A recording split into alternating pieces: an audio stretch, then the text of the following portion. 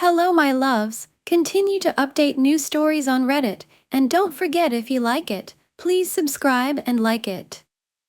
Now let's start new stories. Story: I'm in love with my best friend and I don't know if she likes me back. I'm currently a 21-year-old female in college, and I met this girl who recently became my best friend.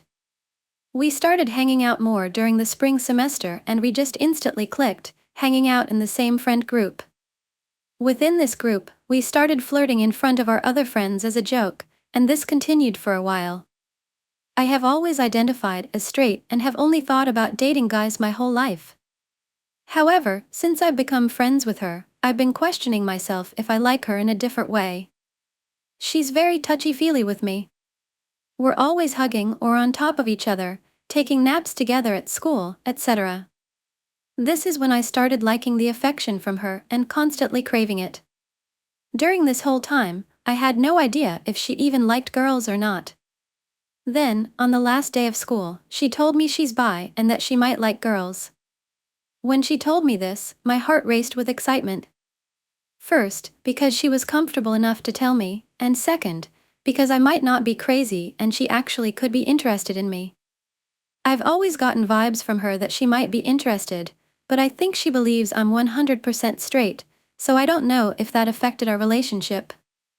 It was really new for me to have these feelings of attraction for a girl, so I didn't really want to say anything about my sexuality because I literally have no idea. I don't like other girls, I just like her. We then basically started hanging out the whole summer, meeting whenever we could in our busy schedules, which was at least once a week. One day, while hanging out, I told her how I kissed one of my girlfriends on a drunken night out as a joke, just to see how she would react. This is when it clicked for her that I might not be completely straight, as I could see the shock on her face. We continued hanging out the whole summer, cuddling in bed, calling each other baby, and she would say I'm her girlfriend. I've never outright discussed my sexuality with her as both our families are very religious, and it's not something we could make public. So, we're basically stuck in the closet. We say we're dating as a joke all the time and play along with it to our friends, but I ended up catching real feelings. Fast forward, it's now the fall semester, and she's gotten very social and friendly with other people. I tend to get jealous sometimes when I see her with other people, even though she's literally with me 24/7 every second of the day. She recently told me how she finds one of the guys in our class cute, and that really bothered me. I would tell her, "Wow, so you're cheating on me now," and she would laugh it off and think it's a joke.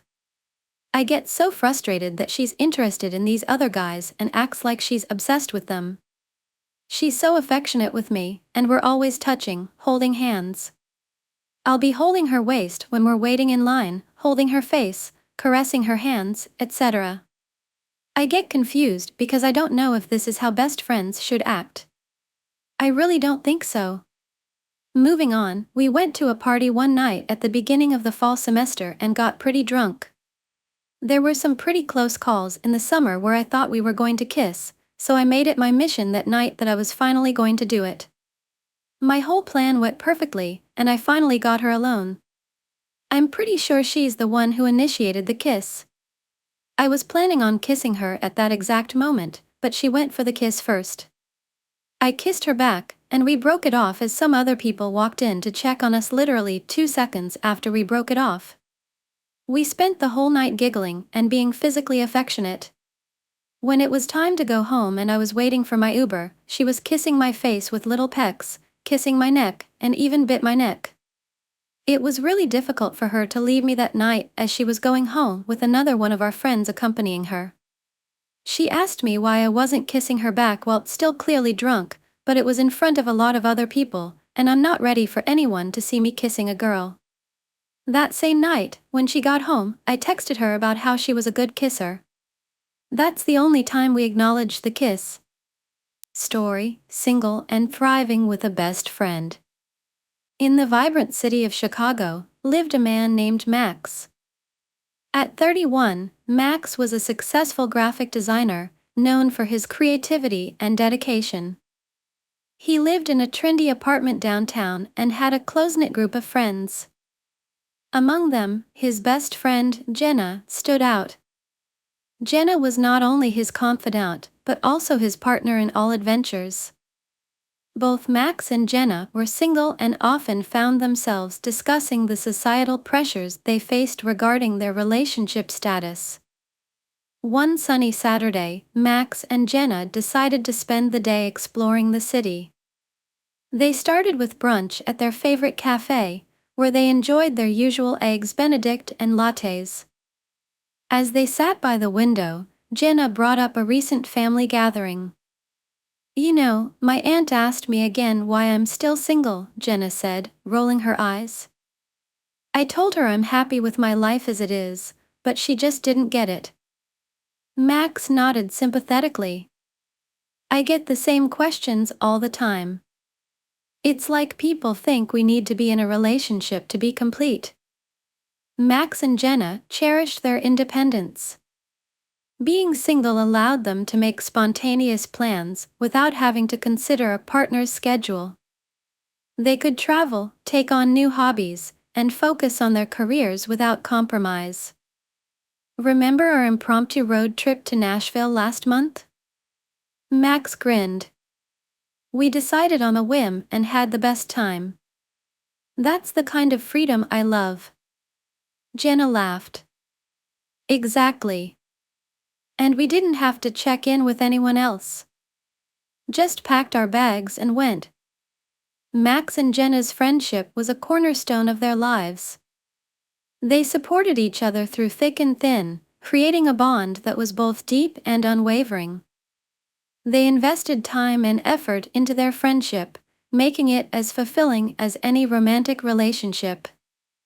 "Do you remember how you helped me prepare for that big presentation?" Jenna asked. "I was so nervous, but your pep talk made all the difference." Max smiled. "Of course. And you were there for me when I launched my freelance business. I couldn't have done it without your support." Both Max and Jenna had a wide range of interests. Max loved photography and spent weekends capturing the city's beauty, while Jenna was passionate about cooking and often experimented with new recipes. Being single gave them the time and space to fully engage in their hobbies. "I've started a photo series on urban landscapes," Max said, showing Jenna some recent shots on his phone. "It's been so rewarding to dive into this project." Jenna nodded. "And I'm taking a pastry class next week. It's something I've always wanted to do, and now I have the time." Max and Jenna valued their financial independence. They made their own financial decisions, from saving for future goals to indulging in personal treats. This autonomy allowed them to live life on their terms. "I've been saving up for a solo trip to Japan," Max shared. "I'm planning to go next spring." "That's amazing," Jenna exclaimed. "I've been thinking about investing in a small food truck business. I want to bring my culinary creations to more people." For Max and Jenna, happiness wasn't defined by their relationship status. They found joy in their accomplishments, their friendship, and the adventures they shared. They believed that being single allowed them to live authentically and pursue their true passions without external pressures. "Happiness isn't about fitting into someone else's expectations," Max said. "It's about living a life that feels right for us." Jenna agreed. "We're creating our own paths, and that's what matters." As Max and Jenna walked through the city, enjoying the day in each other's company, they felt a sense of contentment. Their journey of embracing singlehood and supporting each other was a testament to the power of friendship, independence, and living authentically. Max and Jenna's story serves as a reminder that being single is not a problem to be fixed, but a choice to be celebrated. It's an opportunity to grow, pursue passions, and build meaningful relationships on their own terms. For them, singlehood is not a state of lack, but a canvas for creating a rich and fulfilling life. Story: weirdest relationship I've ever had. A few days ago, my relationship came to an end. It was only 3 months long, but the whole thing was a wild roller coaster of unbelievable and unpredictable events. Looking back, I feel like a gullible idiot and don't blame anyone for feeling the same towards me. But to my defense, a lot of the details pressured me into trusting and staying in the relationship. I am not new to relationships and never had an issue getting girls, but right before I started this roller coaster, I was in a 2-year relationship that I ended because I just realized we were not really compatible due to not sharing any hobbies and a decent language barrier. I felt terrible for hurting her, but after having 5 months to improve myself and really think about what I wanted in a relationship, I felt ready to date again. I got on the Hinge dating app and quickly got into the groove of flirting, talking to girls again. I, 27 was not interested in hookups and was only searching for potential relationships. I eventually picked the girl I ended up dating, 27F. Her sexuality was labeled pansexual, which kind of threw me off, but after some research, it just seemed like being a picky bisexual. Not a big deal. Our conversations were surprisingly fun and unlike any girl before. She had a good sense of humor and seemed to be down to earth, sharing the same morals and boundaries I had. She was not much my type physically, but her personality made me really attracted to her. After a few days, we talked on the phone for hours, and she eventually tells me she has only been on one date in her life and has never had a boyfriend, and obviously the things that come with it like virginity and so on. Understandably, I am quite skeptical and find it weird, but all I can do is keep an eye out for signs of lying. I would usually move on respectfully after hearing this because it is a lot of pressure, and if things don't work out, you'll feel terrible. But we clicked so well, and I really felt like I found the match I never had before. We talked for about another 2 weeks before meeting. During this time she tells me she would like me to know something about her before moving on. She has been diagnosed with BPD, borderline personality disorder. I ask her what that all entails, and she describes it as when she gets mad about something she can get extremely mad. It sounds scary, but from so many stories she has told me, it seems like she honestly doesn't get mad enough to be honest. Such as forgiving people immediately for doing terrible things like totaling her car or scamming her.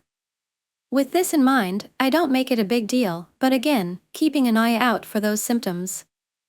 Scheduling to meet was hard because she works 6 days a week and gets off late. We planned to meet at a 24-hour restaurant to sit in a car and talk, but last minute she decided to just come over to my place. This is a little strange for a first date that's not a hookup, but I assume she feels safe because I am in a wheelchair. She comes over, and we have a great time talking until 4 a.m. and she leaves. The next day she is saying how much fun she had and is surprised I didn't try to make a move on her. I explained that since she is a virgin and all, that would be really inappropriate for me, not to mention she worked all day and went to the gym before coming over. Gross. She said it was really respectful, but if I would have tried to, she would have probably had sex. I feel really weird considering the bizarre nature of a virgin of 27 years willing to give it up so quickly. I begin not to believe her obviously. She tells me that it's just because she is tired of not knowing that part of life and just wants to rip the band-aid off. I ask why she is a virgin in the first place and explains an extremely traumatic event that happened to her as a child. I try to be understandable and it does seem logical, so I continue with her. I tell her to really make sure that's what she wants, and we can go ahead and do it. So the next day, we do. She definitely acted like a virgin considering how awkward and unnatural it felt despite my best efforts to make things comfortable and straightforward. Right after sex she says we should get matching tattoos, something with names. Dumbfounded, I tell her how insane it is to even think about that, and I would never get anyone's name on me. She insists that she would never regret it even if things did end badly. I try to explain why it's crazy, but drop it, chalking it up to just losing her virginity and emotions are high. She then asks if I want to hear something crazy. Sure. She said that she wanted to get a surgery to have a grafted penis attached to her body above her vagina. Not joking. I try to stay calm and just ask questions because for me, and probably the world, this is insane. She might have picked up my concern because when I ask when she wanted this, she says as a kid, and she knows it is a crazy thought. I feel relieved, and it probably made the tattoo thing seem so insignificant it was out of my head. Fast forward a month, and we are in a full-on relationship. No other weird things happened during this time. But one night she is drinking, she shares a story with me. She's getting emotional explaining how a long time ago her cousin was telling her about a new surgery that could give her an almost fully functioning penis, but it turned out to be a lie. She then says that it is something she always wanted and will always want. I get pretty heated in the moment, questioning why she said it was not something she wanted only a month ago. She tries to say that is how she felt in the moment when I asked her initially. I explain how it makes no sense, and eventually she says she was embarrassed. She then gets defensive and says she thought if you loved someone it shouldn't matter. I tell her I don't live in a fairy tale, and I ignore 99.9% of people would stay after something like that. Just so it's clear, I am not talking about being transgender, I am talking about having a Frankenstein penis made from random parts of your body. I explain how it would not feel or function like a penis whatsoever, and at that point, you are just insane. She then tries to argue about how it is probably possible to do that, and I explain how complicated nerves and technology isn't even good enough to fix nerves for a broken back like mine. I tell her if she plans on doing this, she will have to find someone else that is okay with it. She explains that she wouldn't do anything that her partner wouldn't like, so if we are together, it will never happen.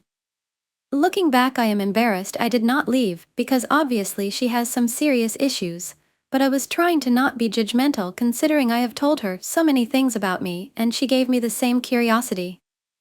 After that night, I kinda blocked it out of my head and pretended it never happened. I would be happy as long as it never came up. Story: the love story of a friend. I couldn't sleep, so I thought it'd be a good idea to walk to the park and stare at the sky. So there I was, in my yellow t-shirt and blue shorts, reaching my destination.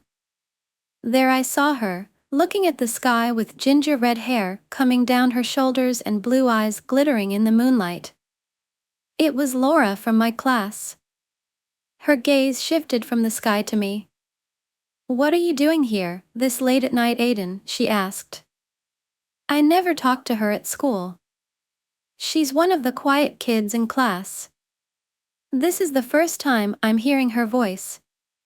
And she usually wears glasses at school, but she wasn't wearing them right now. I took a seat beside her. "What are you doing here?" I looked her in the eyes. She shifted her gaze back up to the sky. "The moon's pretty, I always come here at around this time, every single night for stargazing." I looked up at the sky. "I couldn't sleep so I came here," she giggled. "You couldn't sleep so you came here to stargaze? Will that help you fall asleep?" "Well, what about you? Why are you always coming here?" I asked. "Like I said, I always come here, because I get bored and sometimes because I can't sleep. It's dangerous here, you know? You could get kidnapped or something." We chatted a bit and had fun. "Why do you not talk like this at school?" I asked. She shrugged. "I guess I don't like socializing. I'm shy and don't have friends to talk to." "Then how come you're able to talk to me?" "Well, something tells me that I can trust you." She smiled. "Well, see you at school tomorrow." "Good night." We both went home next day. I was walking to my class when I saw Laura and a bunch of other girls surrounding her. I saw one of them slap her and throw her glasses onto the floor.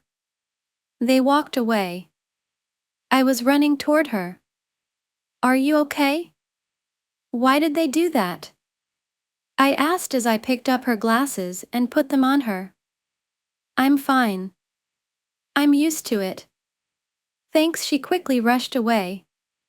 It was lunchtime and I saw Laura by herself. I walked to her and sat at her table. "Why are you joining up with me?" she asked with concern. Is it against the law to sit with you? You seem lonely. I asked with a smile. People call me a witch because of my red hair. I hate this red hair. I think your hair is pretty. She looked at me and smiled. Thank you. I knew I could trust you. I suddenly had an idea. Hey, wanna go out on a date tomorrow? Are you confessing? No, it's just for fun. I guess I can go the following day. I met up with her at a café. We were sipping coffee. We talked a lot and had loads of fun. Shopping, restaurants, and then we decided to go to a movie. After we finished the movie, it was already night time. Gosh, it's already 10. I've got to go home soon, I said, looking at my phone. Can we sit at the park and look at the stars for a few minutes? Laura asked. Yeah, sure. You sure do love stargazing. We sat next to each other on a bench in the park. We both looked up at the bright crescent moon. I looked at Laura from the corner of my eye. She was completely fascinated. She caught me looking at her and smiled. She leaned against my shoulder and put her hand on mine. I like you, Aiden. She gave me a peck on the lips. Sorry, I didn't mean to dash. I leaned over, took her glasses off and locked my lips onto hers. She was surprised, but she put her arms around my neck. I put my hands on her cheeks, and we kissed. That was my first kiss, Laura said, blushing. I've really fallen for you. I hugged her. I've fallen for you too. Here's your second kiss. We kissed again. Story: I cut ties with a longtime friend of mine because I couldn't keep the friendship anymore after an incident between us. Here's why. I never expected to find love in a place I dreaded, but life has a way of surprising us. The homeschool group was a last resort for my parents, a desperate attempt to find a community where I could thrive with academic freedom and find peers with whom I could be social. However, my initial experience was anything but positive. The people there were awful and shallow. Despite their claims of being Christian and inclusive, their structure mirrored a cult more than anything resembling Christ and His love. They certainly put the weird into the homeschool stereotype. Twice a week, I dragged myself to the group, dreading the interactions with my peers who seemed to find joy in excluding and ridiculing me. I only found solace in leaving the school day early and engrossing myself in a book as a distraction to avoid the coldness of the others. Yet amidst this sea of unkindness, there was one boy who stood out. He was tall, with thick black hair and piercing eyes that seemed to see right through the facade I put up to protect myself. His presence was a beacon of kindness in an otherwise hostile environment. I first noticed him when our eyes met in the hallway. There was something disarming about his gaze. It was soft, curious, and unlike the judgmental stares I had grown accustomed to. At first, I tried to ignore him. The negative impressions the entirety of the group left on me were too strong to allow any positive feelings to surface. Moreover, he shared the same name as someone who had been awful to me for years, a bitter reminder of past pain. But no matter how hard I tried, I couldn't help but notice him. He seemed to be everywhere I turned, always looking at me with those gentle eyes. He wasn't in my class, but he often found reasons to come into my classroom, goofing off with his friends. His antics were playful, his laughter infectious, and yet, he always seemed to be watching me. I would catch him staring, a soft smile playing on his lips. Despite noticing him, I refused to acknowledge my feelings. I buried them deep, convinced that falling for someone in this group would only lead to more heartache and hurt. Weeks turned into months without a word exchanged between us in person, but fate had other plans.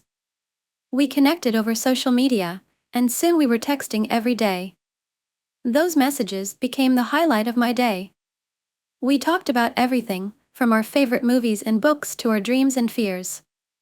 It felt like I had found a kindred spirit in the unlikeliest of places. Our late-night phone calls became a ritual.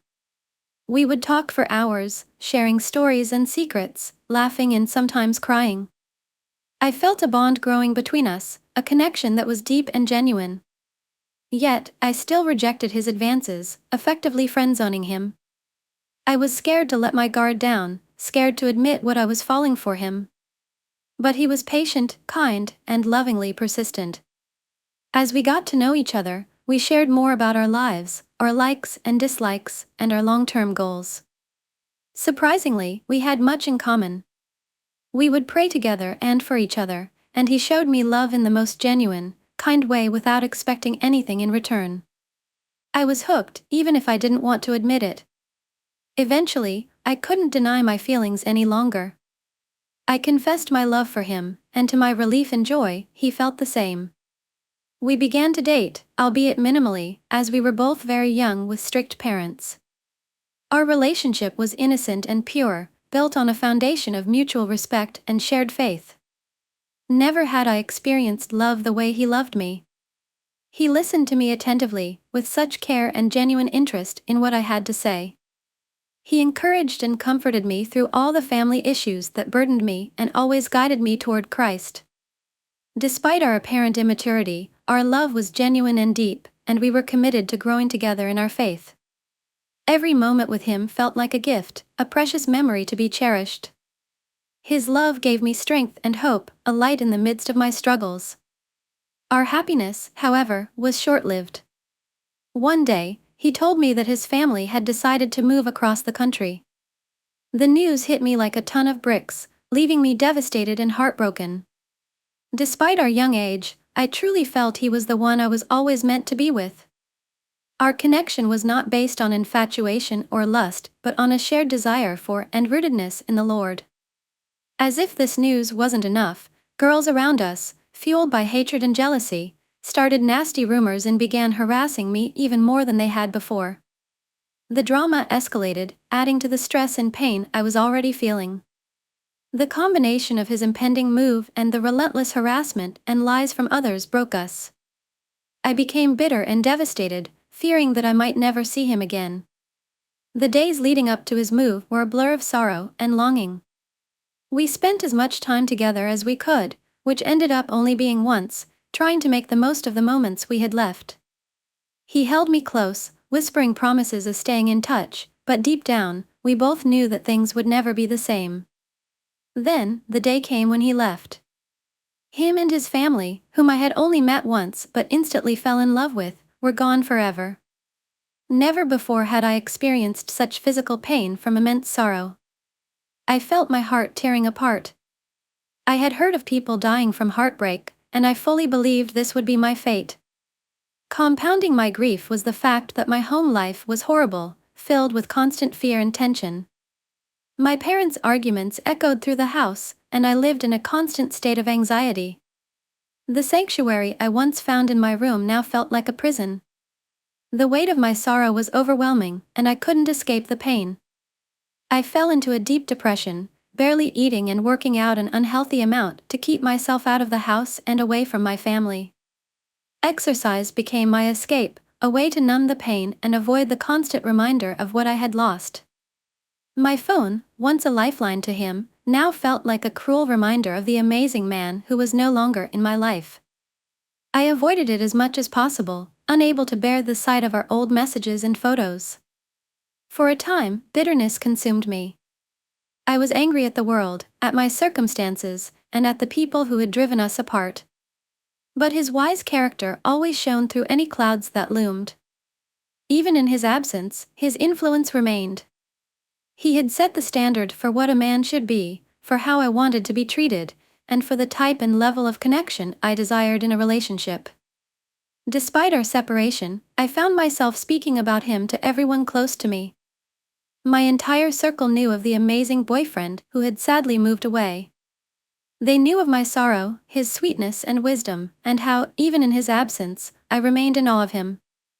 I recounted our story countless times, each retelling solidifying his place in my heart. Years went by, and I tried to move on. I dated other people, but no one compared to him. No one could ever compare to him.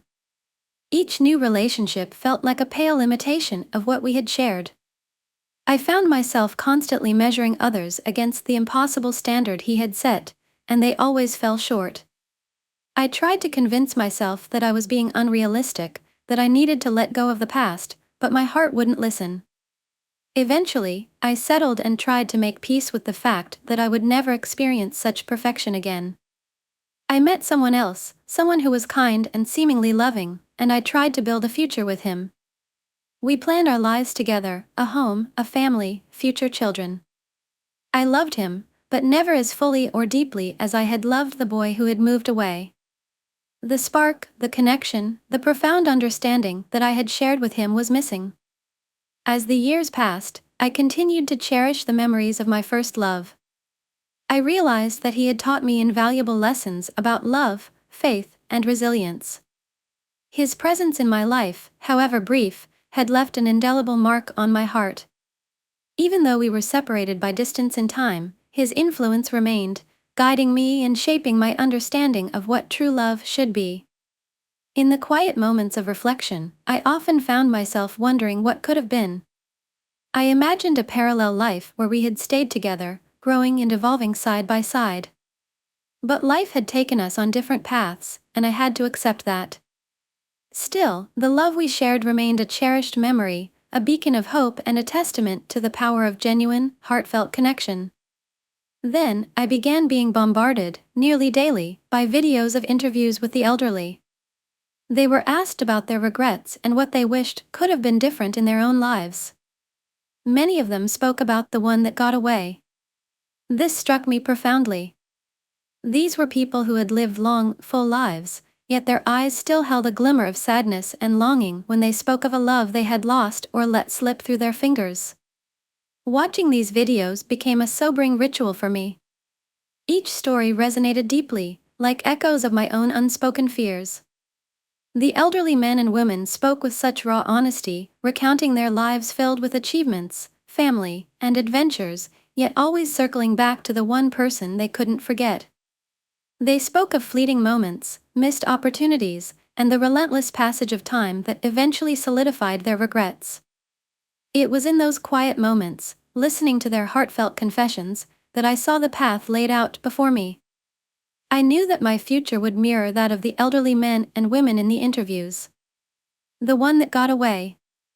I envisioned myself many years down the line, having accomplished my life goals in career, motherhood, monetary, and travel pursuits. I would have a successful career, a loving family, financial stability, and a wealth of experiences from around the world. Yet, despite these achievements, I knew a shadow of sadness would linger. At the end of my life, I would still feel a pang of unaccomplished longing, a void that success and fulfillment in other areas of life couldn't fill. I would have spent a lifetime not fully knowing or experiencing being loved in the way I had with him. I would miss the feeling of being witnessed by another, sharing the depth of my soul with someone who truly understood and reciprocated. The simple joys of life, appreciating the little things, laughing at inside jokes, and finding comfort in shared silence, would feel incomplete without him by my side. I imagined the unspoken conversations, the mutual understanding, and the sense of belonging that comes from being with someone who truly gets you. It was more than just love, it was about a profound connection, a partnership where we could indulge in life's beauty together. The thought of never experiencing that again filled me with a sense of preemptive sorrow. Little did I know, the Lord had a plan. The Lord always had a plan. In my moments of despair and longing, when the future seemed bleak and my heart felt heavy with regret, I had forgotten that my life was being guided by a higher power. The Lord's plan was always at work, weaving threads of hope and redemption through my story, even when I couldn't see it. The realization that my journey wasn't over, and that love and fulfillment could still be part of my future, began to dawn on me. Little did I know that I needed the time and experience with someone else to grow. In the aftermath of our separation, I found myself navigating through other relationships, each one serving as a lesson in patience, kindness, and love. However, I wasn't always the best version of myself in those relationships. There were moments when I said and did things I later regretted, moments that required excessive apologies and sincere efforts to make amends. It took those years away from my true love for me to realize the depth of my shortcomings and the areas in which I needed to grow. Through the heartache and challenges of those relationships, I gradually matured, not only as a partner but also as an individual. I learned to be more patient, more kind, and more caring, qualities that were essential for nurturing healthy and fulfilling connections. But perhaps the most significant growth occurred in my spiritual journey. It took time away from him for me to truly rely on God, to surrender my fears and doubts, and to trust in his plan for my life. As I immersed myself in prayer and sought solace in my faith, I found strength and healing in his unwavering love. Yet, the path to spiritual and emotional growth was not without its obstacles. There were months and even years filled with heartache, sorrow, and betrayal, each one testing my resolve and challenging my faith. But through it all, I clung to the promise of redemption and restoration, believing that God's plan for me was greater than any setback or disappointment. Then, after 6 long, agonizing years, fate intervened once again. My love returned to the state in which I still lived. The mere thought of seeing him again filled me with excitement and hope, even if it meant that no romantic relationship would result from our reconnection. I prayed fervently, seeking God's guidance and surrendering to his will. In the 7th year of his absence, in the 7th year of waiting and longing, the Lord's will unfolded before me. It was as if the number 7, often associated with completion and perfection in biblical symbolism, held a profound significance in my journey. In that 7th year, my hopes and dreams, which had been held captive by time and circumstance, were finally realized. As I prepared to reunite with him, I couldn't help but marvel at the mysterious ways in which God works. His timing, though often beyond our understanding, is always perfect. In those moments of anticipation and uncertainty, I found solace in the knowledge that his plan for me was unfolding exactly as it should. With each passing day, my faith grew stronger, my heart more steadfast in its trust in him. And when the long-awaited reunion finally came to pass, I knew without a doubt that it was the culmination of God's divine plan for our lives. In the 7th year of his absence, the 7th year of my journey, I found completion in his grace and mercy. I didn't need to be with this man again to find joy and fulfillment. The mere prospect of reconnecting with him, of having the opportunity to speak again after so many years apart, was enough to fill my heart with gratitude and happiness. I trusted that whatever the outcome, whether we rekindled our romance or simply remained friends, it would be according to God's perfect plan for our lives. As we reconnected and caught up on the years past and miraculous changes, we began to see the hand of divine intervention weaving through our lives.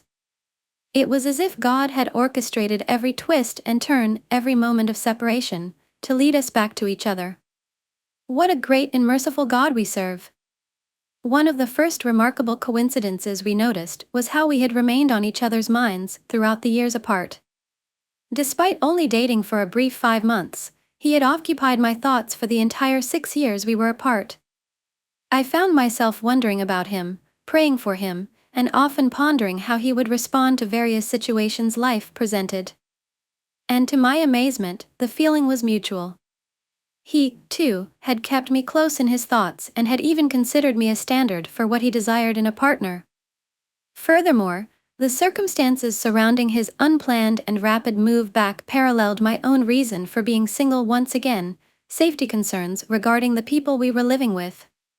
It was as if God had orchestrated our paths to align once more, removing the barriers that had kept us apart. Throughout the years of separation, there were also numerous uncanny occurrences that seemed to defy explanation. An influx of people with his exact name entering my life, so many that even my then-partner remarked on the frequency, knowing it reminded me of him. It was as though the universe was constantly reminding me of his presence, preparing me for our eventual reunion. The night before our long-awaited coffee meeting, I had a conversation with a friend about favorite scents. I described a particular scent that would occasionally waft by, a scent that inexplicably reminded me of home.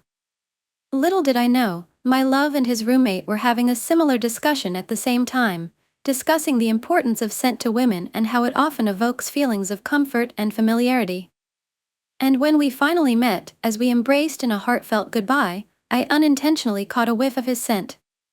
It was the same scent I had described, his natural musk, the scent of home. After all those years, I had still remembered his scent. But perhaps the most inexplicable and profound connection we shared was the instant understanding we had of each other. It went beyond mere attraction or physical appearance. It was as if we could read each other's minds. Countless times, he would, and still does, look at me without saying a word, and I would know exactly what he was thinking. Our minds were in sync, our souls intertwined in a way that defied explanation. In those moments, it became clear that our reunion was not just a coincidence or stroke of luck. It was a testament to the power of divine intervention, guiding us back to each other and reaffirming that our love was meant to be. As we marveled at the intricacies of our journey, we knew that our connection was nothing short of miraculous, a beautiful testament to God's unwavering love and grace. As we reconnected and delved deeper into the tapestry of our shared history, we were met with a treasure trove of small yet profoundly meaningful coincidences that seemed to serve as the delicate threads binding our hearts together. One such enchanting coincidence was the fact that I had unwittingly set all my passcodes to be his phone number. It was a simple act done without much thought many years before, but it carried a weight of significance that resonated deeply within me. His digits became my digital touchstone, a constant reminder of his presence in my life, even as the tides of time ebbed and flowed.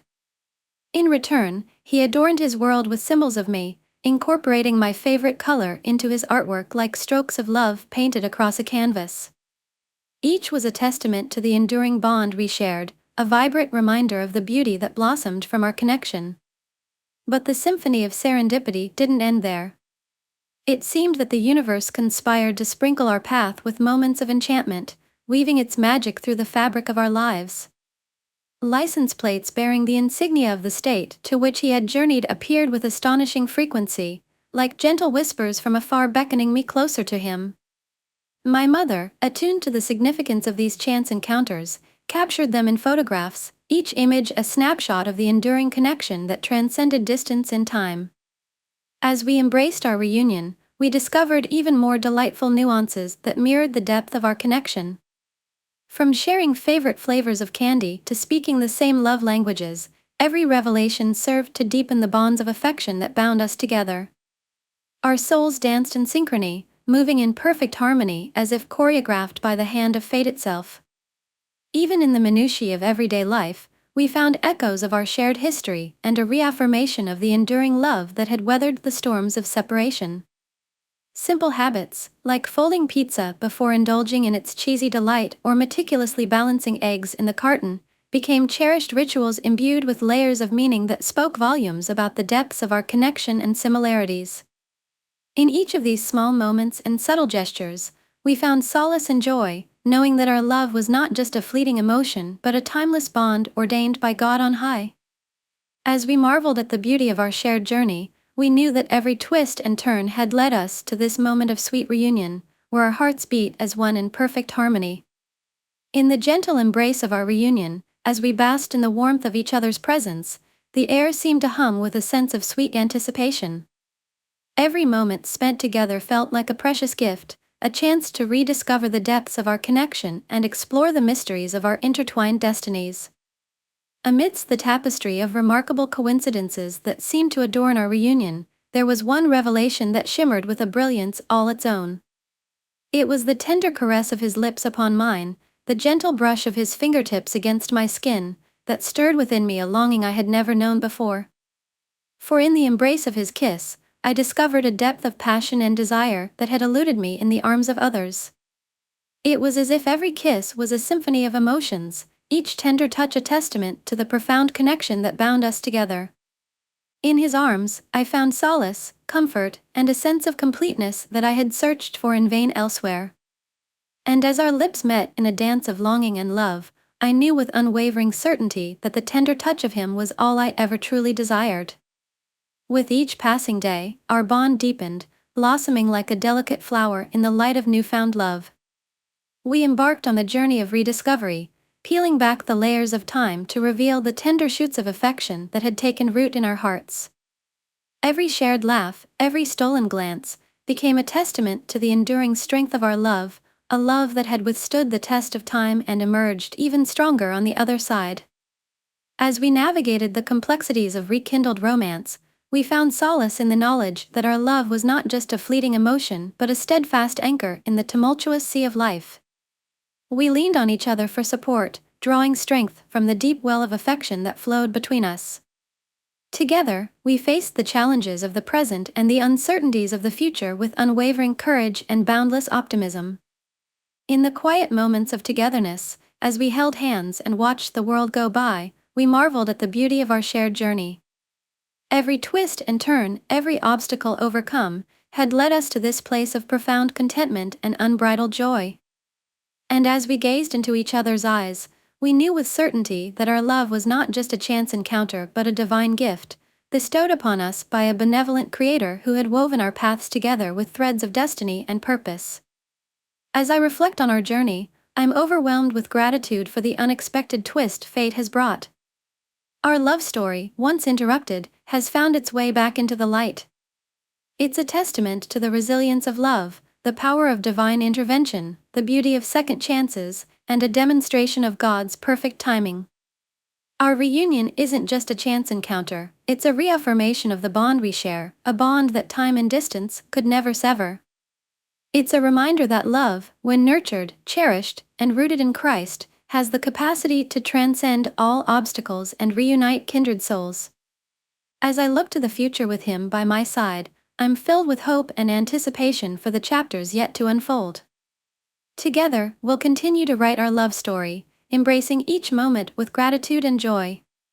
And though our journey may have had its interruptions, I'm certain that the best is yet to come. Our forever seemingly interrupted, but never forgotten. Our love story continues, stronger and more vibrant than ever before. And as we embark on this next chapter together, I'm grateful for the twists and turns that have led us back into each other's arms. In the end, our love may have been interrupted, but it will never truly be lost. For true love, agape love, like faith, is eternal, transcending time and space to unite us in the bonds of everlasting love. And so, I will hold on to the memories of our time apart, cherishing each moment as a reminder of the strength of our connection. Together, we'll write the next chapter of our love story, embracing the future with open hearts and unwavering faith in Jesus. And as we journey forward hand in hand, I know that our love will endure, forever and always. Story: First Love Theory. I'm 19 years old, and I'm still in love with a guy I barely talked to in the summer of 10th grade. For starters, I'm just coming on this to get it out of my system. For some background information, I met this guy who was in one of my classes right before summer started. Prior to this, I had never been in a real relationship, mostly because I think high school relationships are a waste of time and a way to break your perception of love. I had always been asked out by guys, which I thought was weird because I didn't see myself as this amazingly beautiful person. I thought I was in the middle and stuck with it because, generally, I don't care. But often, people would ask me out, and I would say no every single time. In June, towards the end of school, I started talking to this guy, which was surprising for me because I don't do talking stages, but he wanted to get to know me, so I actually said yes. We started talking, and I wasn't really sure if I even liked him, but many were surprised that we were talking because he was really well known or popular among specific people at school, and I kind of kept to myself. Our convos in text would be pretty unresponsive because I avoided talking to him, and the few times I did talk to him in person, I said all the wrong things. For example, once I said it's good that we have one class together, he said no, we have two, and I argued, but he was right, so basically, I didn't know much about the guy. But he was kind, understanding, and really liked me. As I talked to him more, I realized he was quite different from most of his awful friends. Flash forward to summer starting. He always wanted to see me, but I always made excuses because, for starters, I have avoidant attachment issues, and second, I was afraid. But he was quite understanding. Sooner or later, things got pretty dry, and we stopped talking. The last time we talked, I intended to make plans, but that was a lie because I was actually in the hospital for reasons he would not understand. Part of the reason why I stopped talking to him was because his life was perfect. He had a loving family and people who surrounded him with unconditional love and support, and I had the complete opposite. Although we were similar as people, we were that much different in our own lives, so I left. After a week, I thought I'd be okay, but I wasn't. I felt aching heart pain. I did not know what it was.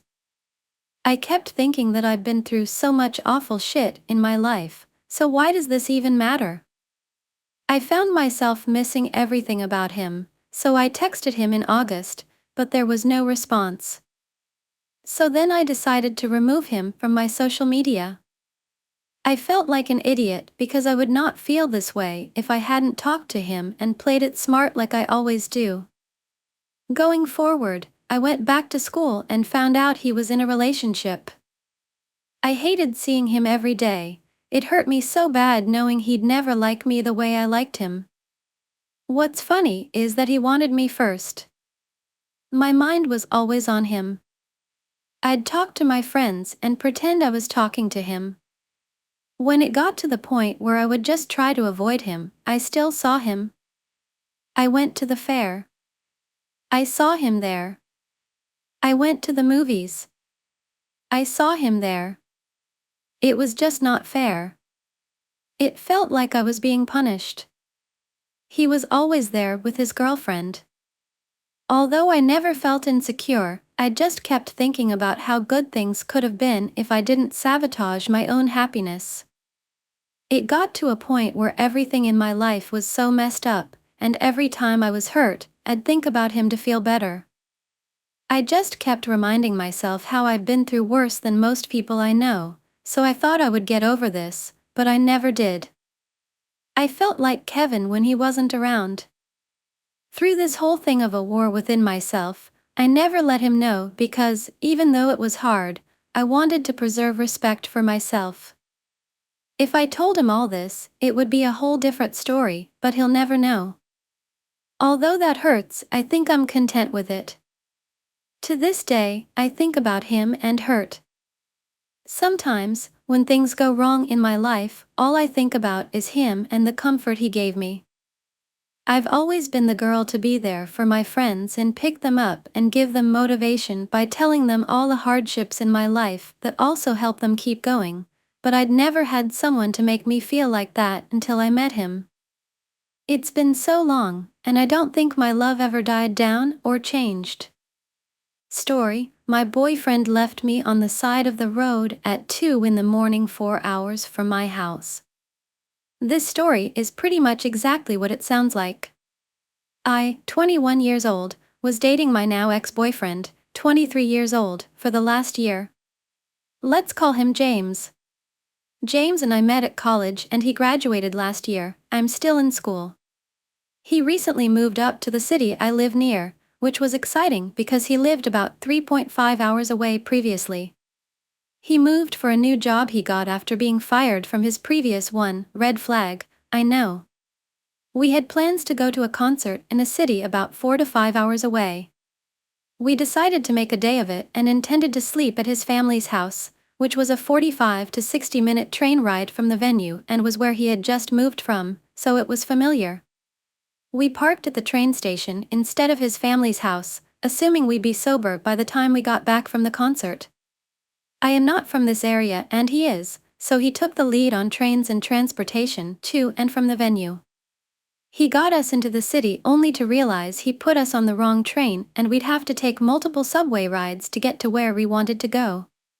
I have chronic migraines and am prone to passing out, which he knows, so I had originally offered to figure out all the train situations to avoid subways because I knew I couldn't handle the environment. He assured me he had it. He did not. I passed out in the subway on a long, broken escalator he made me walk down instead of finding another, and a stranger caught me because he had walked too far ahead to notice what happened. He didn't even realize I had passed out, he thought I was just a bit overwhelmed. Finally, we got to the venue, almost 2 hours later than intended. I eventually took over train directions and got us there as he couldn't seem to get a handle on it. The concert was fun, except he got upset when I talked to anyone that wasn't him.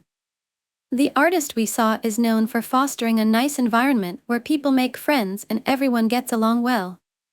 He didn't like the scene, and he refers to not liking a scene whenever it's a queer space. This night was when I finally pieced that correlation together. As someone who's bisexual, it's definitely a problem, and seeing him act that way so blatantly was really upsetting. It's okay if he doesn't want to befriend people, but he specifically didn't want to befriend people because they were queer. After the concert, I asked him if he'd figured out the trains for the way home as my phone was dead and I couldn't figure it out. He had not. We proceeded to walk the streets of this major city for 2 hours. He put us on 4 wrong trains and kept getting us farther and farther from where we needed to go. The entire time we were on the trains, he was texting his misogynistic brother about how I didn't spend enough time with him, what a bitch I am, and how I'm holding him back. I broke down at one point and was pretty upset with him because it was 1 a.m. at this point, the concert let out of 11, and we were nowhere near his house. I begged him to call an Uber, said I would pay for it, and when he wouldn't, I just sat down on the sidewalk and said I couldn't do the trains anymore. He finally got an Uber at the promise of me Venmoing him when my phone turned on. We got back to his family's house around 2 a.m. I had fallen asleep in the Uber ride back to his house for about 15 minutes and was much more sobered up by the time we got there, as I wasn't very intoxicated to begin with. I have medication I absolutely have to take or I will be incapacitated the next day. It was left in my bag in his car that was at the train station because he had presumed we'd be taking the train back. I should have brought some with me, but it never crossed my mind that we wouldn't make it back to his car. I told him I'd just Uber there and go get it if I could use his keys to get in. He said no, took his dad's keys, and drove his car to the parking lot. Looking back, he was nowhere near sober and should not have been driving. When we pulled into the parking lot, he looked at me and decided this was the moment to tell me he didn't want to be together. He started crying and getting self-deprecating, telling me he's a terrible person and a liar. This isn't the first time he's done this. He usually acts like this when I'm upset with him to get out of the argument with no resolution. I originally tried to comfort him, and then he started yelling. I attempted to de-escalate the situation and told him it was fine if he didn't want to be together, but could we please talk at his house? He said I was no longer welcome at his house because he didn't want to deal with the discomfort, presumably of having me over after shit-talking me to his brothers. We went back and forth for a bit, and eventually, I just asked him what I was supposed to do. I just asked one final time, "Is this how you want this to end?" He said yes. He said he doesn't love me and he doesn't want me in his house with his dad and brothers. I just nodded, got my stuff out of his car, and left. It was pouring rain and my phone was dead. It was 2:30 in the morning and I was in the only sketchy part of his hometown. I went into the parking garage across the street because it was pouring rain. There were loud Dodge Chargers circling past me repeatedly. Multiple men came up to me in their cars and offered for me to get in their cars, and one man got out and attempted to coax me into his car, only backing away when I lied and said I was on the phone with the police. I eventually got my phone to turn on to 3% out of some luck and called my mom. She woke up the only family member nearby, who is elderly and lives 30 minutes away, and got me an Uber to their house. She called James, who had turned his phone off, and his father, who did not reply. My phone died in the Uber. Fortunately, the driver was kind and got me to the family member's house safely. The next morning, nothing from him to myself or my mom. His dad had texted me asking if I was okay. That was it. Our relationship had been rocky, but there was literally no circumstance that would validate this situation. I told my friends and our mutual friends the whole story, and they all immediately removed him from everything and cut him off. Being away from him, despite the circumstances, has been really awesome for me though. I get to put time into myself and I didn't realize how much I did for him. I found his apartment, car, and job for him because he said he didn't know how to. I introduced him to my friends and family and welcomed him into my world. He really just wanted me to be at his beck and call and there 100% for him. As soon as I told him I was doing things to take care of myself, he snapped because earlier the day of the concert, I told him about the gym I joined and the diet I was on to better my physical and mental health. I think that's it. Scary situation, but it went the best way it could've. He told one of our mutual friends he hoped one day we could get back together after he worked on himself. I'll pass on those delusions, though. A story about my boyfriend. I don't know why, but I decided to share this story here. Lately, I haven't felt very loved by my boyfriend. He has a hard time showing love, but especially he hasn't done it in the past month or so. But this story is just a highlight in our relationship, helping me keep trying. My boyfriend's birthday is in May, and his cousin's birthday is the day before. They're one day apart and very close.